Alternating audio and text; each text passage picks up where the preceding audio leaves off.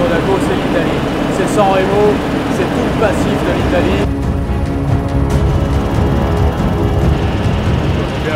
C'est une douzaine de milliardaires, une douzaine de milliers de millionnaires. C'est l'État au monde qui comprend le plus de millionnaires et de milliardaires par rapport à sa population. Il y a les tours, il y a la vie des affaires, il y a l'argent des yachts également qui regardent Monaco. Il y a la France pour la partie juridique. Le prince nomme un ministre d'État, proposé par rapport à une liste française. C'est la France qui propose une liste, mais c'est le prince qui gouverne. Ça, c'est le château du prince, ça compte beaucoup pour les Monégasques. L'identité des Monégasques vient aussi de la principauté, du fait que le prince a une dimension protectrice. Et c'est là où il y a une dimension de souveraineté monégasque. De proximité avec la richesse qui est stimulante dans les affaires. Et c'est pour ça qu'il y a beaucoup de private banking, il y a beaucoup de sociétés de gestion. 10 000 milliards d'actifs sous gestion il y a une dizaine d'années, 35 000 milliards aujourd'hui, l'équivalent de la dette américaine. Et Monaco, il y a toutes les personnes qui gardent de la liquidité, on va dire les vrais riches en quelque sorte, ceux qui gardent de la liquidité au-dessus de, enfin qui la dépensent pas en dessous de 5-6 millions par exemple, et les high net worth individuals pour ainsi dire, les personnes à haute capacité, et pour domicilier un trust. C'est l'endroit idéal, il y a beaucoup de personnes qui domicilient un trust à Monaco. Une place financière aujourd'hui, c'est pas une place où il y aurait des banquiers qui auraient installé des agences, des succursales, c'est une place où c'est un hub, c'est même plus une place où les businessmen se rassemblent, se connaissent, font des affaires, parlent, et où les occasions, c'est-à-dire les rencontres, le hasard, les situations fortuites se transforment en liquidité, en cash, en argent. Et ça, on le voit à Marbella, à Singapour, à Monaco, à Dubaï évidemment, parce qu'il y a ce hasard des rencontres où on sait forcément qu'il n'y aura pas de piège. Moi, j'aime les rendez-vous hors contexte. À Dubaï, tu peux donner rendez-vous, et c'est le cas à Monaco, à n'importe qui, et tu sais que tu vas rencontrer quelqu'un, peut-être au bord d'une piscine, dans un hôtel de luxe, qui va potentiellement t'apporter quelque chose. Et puis maintenant, Maréterra, par Pasteur, là aussi, même état d'esprit, c'est construit sur la mer. C'est des milliers de tonnes de béton qui ont été disposées sur l'eau pendant des années pour agrandir Monaco. Projet à 2 milliards, tout s'est vendu sur plan, signature d'architecte Renzo Piano. La tour Odéon, c'est un peu la plus grande tour de Monaco, le premier projet immense pour ainsi dire, qui a une renommée mondiale. Au sommet, il y a le Sky Penthouse qui coûte 300 millions, 400 millions, ça dépend des estimations. Avant, il y avait beaucoup de Russes qui achetaient à Monaco, beaucoup de Russes qui investissaient, qui achetaient de l'immobilier dans le même style. C'est les Saoudiens qui ont remplacé, qui achètent des lots à des dizaines, des centaines de millions d'euros. 70% des actifs bancaires de Monaco appartiennent à des non-résidents, à des gens qui ne sont pas monégasques. Et le nombre d'institutions financières sur cette dernière décennie a doublé à Monaco. Banques et sociétés de gestion. Et les revenus de ces sociétés, banques ou sociétés de gestion, ont augmenté de, je crois que c'est 140 ou 150% là aussi sur la dernière décennie. Ça veut dire que aujourd'hui Monaco, c'est une place de dépôt d'actifs bancaires. Et les process de KYC sont très compliqués. La MAF qui supervise pour ainsi dire l'association des activités financières de Monaco, les activités financières de la principauté recommandent aux banques de ne pas accepter de déposants à moins de 500 000 €. En réalité, pour pouvoir ouvrir un compte à Monaco, il faut déposer au moins 3 ou 4 millions dans une banque qui se respecte, et il faut être en capacité de se soumettre à des process de KYC beaucoup plus compliqués qu'à Dubaï ou dans d'autres juridictions. Le lendemain du placement en liste grise, donc en juin dernier, par le GAFI, le gendarme financier, il se trouve que je déjeunais avec un des plus grands banquiers de Monaco.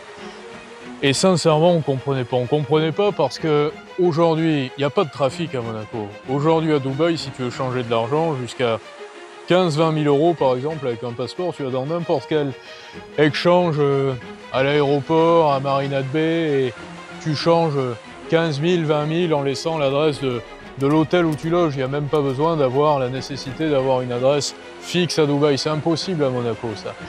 Pour ouvrir un compte, c'est très compliqué. Ça veut dire que Monaco a été placé sur liste grise par excès, on va dire, de bureaucratie, et je dirais même parce que le protocole en Occident, mais comme dans beaucoup de registres, médical également, c'est notre sujet, fait mentir les résultats.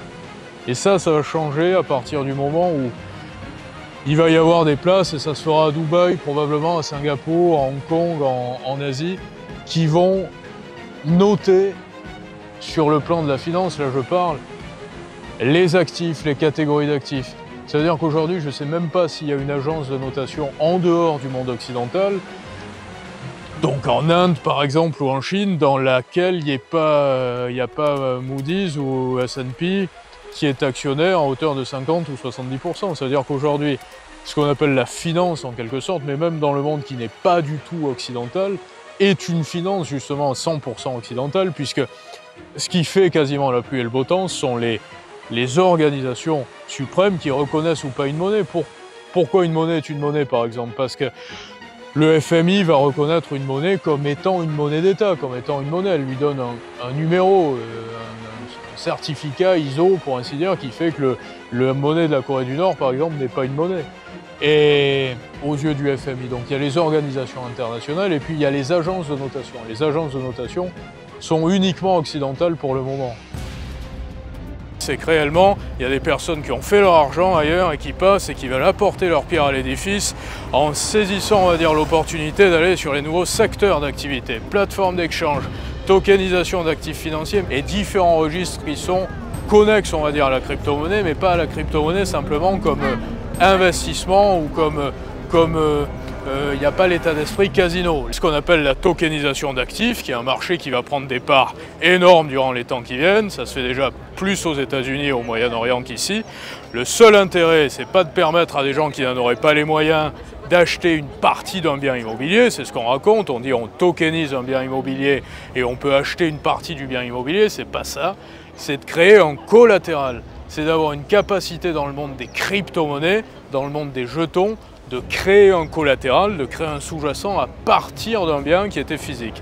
Ça veut dire qu'il y a un bien immobilier, on tokenise le bien, donc ce bien immobilier va être inscrit sur la blockchain et on va permettre donc d'avoir des parts qui vont servir de sous-jacents, qui vont pouvoir être des collatéraux pour la finance décentralisée. C'est le seul intérêt. Quand vous achetez de la dette américaine, vous n'achetez pas de la dette américaine en vous disant j'achète de la dette américaine parce que je veux on va dire, acheter un petit peu des États-Unis ou de l'avenir des États-Unis. C'est pas ça. Et là, ce sera exactement la même chose, la même démarche. Ça va pas être des investisseurs qui vont acheter un bien tokenisé parce qu'ils n'ont pas les moyens d'acheter le bien en intégralité, qu'ils achètent une petite part. Ils vont acheter une petite part parce que cette petite part va pouvoir être en collatéral. Depuis le début de l'année, à peu près février-mars, je conseille un jeune qui a un projet ici, banquier, qui a travaillé dans le private banking à Monaco et qui a un projet. Je ne peux pas dévoiler les tenants, mais dans la sphère crypto. Et pourquoi Monaco? Justement pour cette raison, comme je dis souvent, parce que la clientèle sera présente. Et ici, il y a beaucoup de salons qui ont été organisés sur la crypto. Il y a un tournant qui est en train de se prendre. Crypto, sphère crypto, finance décentralisée, j'entends pas seulement la crypto-monnaie comme investissement, mais aussi les stablecoins. Les stablecoins, ça va être énorme. L'essor des stablecoins durant les années qui viennent, c'est vraiment le nouveau cash. On le voit à Dubaï, la plupart des business aujourd'hui parallèles, on va dire, ce que les gens appelaient saraf là-bas, c'est-à-dire le change, il se fait en stablecoin aujourd'hui. La finance décentralisée à Monaco est en train de prendre un essor colossal au niveau de l'innovation. Les stablecoins, qu'est-ce que c'est? Les stablecoins, quand je regarde ça, c'est des jetons finalement. Donc c'est la finalité de la monnaie, on dirait que c'est la monnaie circulante, et qui sont émis par des sociétés qui ne sont pas des banques, mais qui sont en quelque sorte des néobanques. Ça veut dire qu'on est en train d'assister à une forme de Glass-Steagall Act. C'est un peu ringard de dire 2.0, mais numérique, entre guillemets, avec des sociétés qui ne vont pas faire des affaires avec les liquidités, avec les dépôts qu'elles récupèrent. La base de la finance, c'est le collatéral. Ça veut dire qu'on parle de finance décentralisée ou qu'on parle de finance traditionnelle, c'est généralement les titres de dette qu'il y a derrière, puisque le collatéral moderne, c'est la dette, et bien souvent, au final, la dette américaine, qui est de la monnaie. Et ce que les gens ont du mal à percevoir au premier abord, c'est que quand on parle de monnaie circulante, on dit les réserves en dollars, par exemple. En réalité, on ne parle pas de réserves de dollars, on parle de titres obligataires qui sont libellés en dollars. Et ce qui est en train d'apparaître dans la finance décentralisée, c'est l'importance du collatéral qui revient et le fait que finalement, on a créé un nouveau système, mais où la finalité, c'est pas de la monnaie mais c'est du stablecoin en l'occurrence, mais qui est toujours rattaché à un collatéral et qui est toujours de la dette américaine. Ça veut dire qu'aujourd'hui, quand on a de l'USDT, on a de la dette américaine, puisque la société qui va émettre du stablecoin a des titres de dette dans ses caisses, dans ses réserves, c'est du 1 pour 1, et puis ensuite elle fait son business avec la rémunération de ses titres d'ailleurs, mais ce qu'on détient au final, la stabilité monétaire, vient de ce collatéral.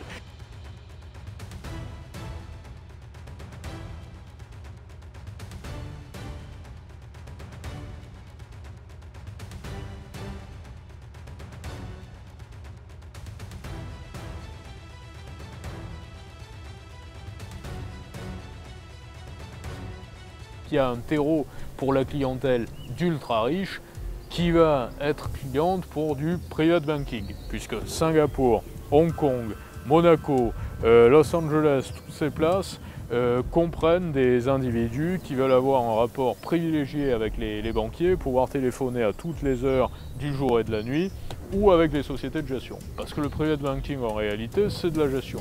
C'est de la banque qui, au lieu de faire simplement du dépôt, fait comme les sociétés de gestion. Et il y a peut-être plus d'une soixantaine de sociétés de gestion aujourd'hui qui sont installées à Monaco.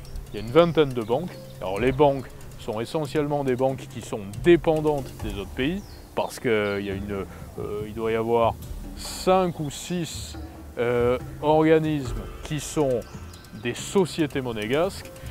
Le reste, ce sont des banques qui sont des succursales de banques italiennes essentiellement ou françaises. Situation particulière pour une place financière comme Monaco, ce qui fait que j'ai un ami milliardaire ici, qui a ses comptes au final au Crédit Agricole. Parce que tu as deux catégories de banques en réalité. Il va y avoir UBS par exemple, qui est une succursale d'UBS, mais qui est une succursale installée à Monaco, comme il y aurait des succursales à Aix-en-Provence par exemple de BNP Paribas ou de Société Générale.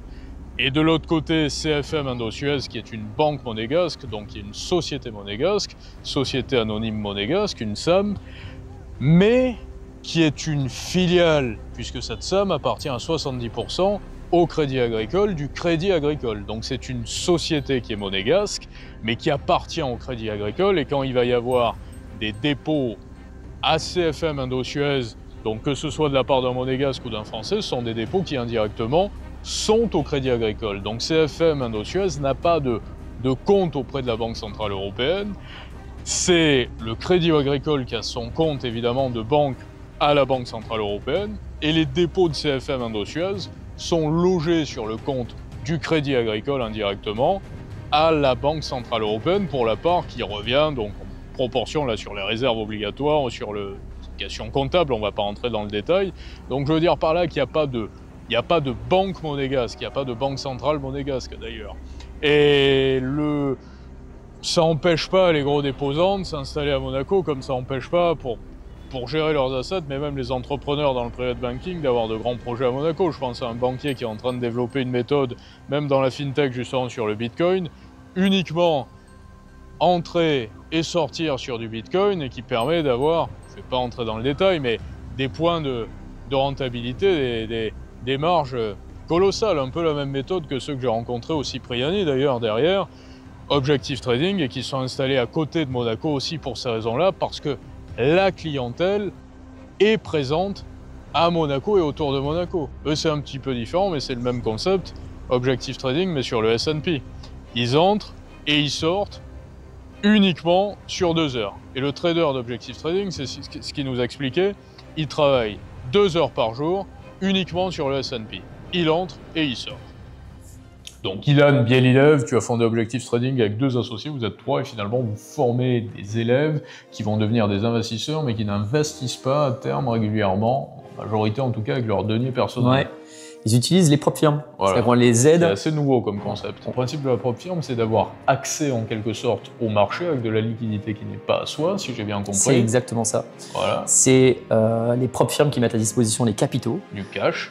Les traders donc, vont pouvoir trader avec ces capitaux-là, donc ils ne mettent jamais en danger leur épargne. Ouais. Et les profits qu'ils vont générer vont être partagés entre la propre firme et le trader. Et il y a un abonnement également. Oui, pour obtenir ce compte de 50 000 $, bah, il faut payer un abonnement, mais la somme qui est mise en jeu, c'est 50 $, par exemple, chez une prop firme américaine comme TopStep. Voilà. Donc tu payes 50 $ par mois et tu as un compte à 50 000 $ avec. On va dire que, pour résumer un petit peu, ce sont un petit peu les mauvais également qui financent le modèle des prop firmes, puisqu'il y a combien de bons élèves qui ont réellement accès au marché et qui n'ont pas des comptes de démonstration. En réalité, il y a 10%. Voilà. 10% des élèves qui ont accès au marché, 90% des élèves qui vont être en phase d'évaluation. À quel moment on fait passer un élève, on va dire, du compte de démonstration au compte réel? En gros, l'élève va être évalué. Il va avoir un compte à 50 000 $, il faut qu'il monte à 53 000 $. Voilà. Une fois que tu as monté ton compte à 53 000 $, sans jamais descendre en dessous de 48 000 $, parce que sinon tu perds ton compte. Le compte est fermé. Voilà, c'est ça. Une fois que tu as 53 000 $, tu passes en compte rémunéré. Et c'est là où tu vas partager les profits générés avec la prop firme. Quelle est ta méthode? Parce que tu es trader professionnel, tu dégages entre 10 et 15 000 € par mois par rapport au trading et tu trades uniquement sur l'ESP. Toujours, SP500. Donc j'ai choisi de me spécialiser. Le matin, tu fais 2 heures. Tu as dit que c'était épuisant. Exactement. C'est fatigant. Tu t'en rends pas compte, mais c'est. Si, j'imagine. J'imagine bien. Et tu entres sur le SP et tu sors, uniquement. Et en plus, je prends très peu de décisions. C'est-à-dire qu'en gros, je prends 1-2 trades maximum durant cette session-là, de 2 heures. Et c'est 3 décisions, quoi. Qu'est-ce que tu regardes dans qu'est-ce qui va te faire prendre une position ou sortir, entrer? En gros, je vais analyser le marché global. Je vais déjà m'assurer qu'il n'y ait pas de statistiques économiques impactantes. S'il y en a, je vais un petit peu modifier. C'est-à-dire Donald Trump qui parle avec Jérôme Powell, par exemple. Ce qui est intéressant dans ta méthode, tu me disais que tu as finalement une forme de... Enfin, ce que je comprends, c'est que tu ramènes un petit peu le marché à la réalité et tu pars du principe qu'il peut y avoir des périodes un petit peu de trouble avec des déclarations politiques, les droits de douane avec Trump. Tous les investisseurs, les petits investisseurs vont prendre des positions, retirer des positions, ça fait fluctuer le marché. Et ce qui fait réellement le marché, c'est les décisions des gros fonds d'investissement, des grosses banques. C'est un petit peu ça.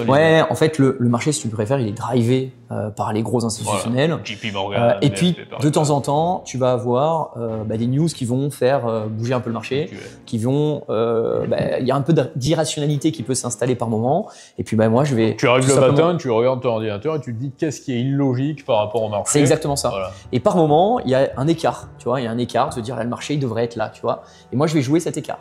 Je vais me protéger avec ce qu'on appelle des stop loss qui vont me permettre de protéger ma position, de dire voilà, à partir de ce moment-là, je suis plus du tout dans le sens que j'avais défini au départ, et puis je vais laisser le marché aller vers l'objectif que j'avais défini. Voilà. En gros, j'ai pas raison tout le temps, mais j'ai raison 70% du temps, et c'est ce qui fait qu'aujourd'hui... C'est intéressant de se dire qu'il y a une méthode réellement, parce que tu apprends finalement pas réellement à investir en bourse, c'est pas ça, mais tu apprends à spéculer sur l'ESP. Exactement. Et là, il y a une méthode précise. Tu peux dire à tes élèves, je sais comment spéculer sur le SP, j'en ai fait un métier. Exactement, c'est exactement ça. Je sais exactement comment faire, j'ai un process qui a été mis en place, que je réplique tous les jours. Je fais toujours la même chose. Et à force de faire la même chose, à force de voir le marché évoluer, tu as les bons réflexes.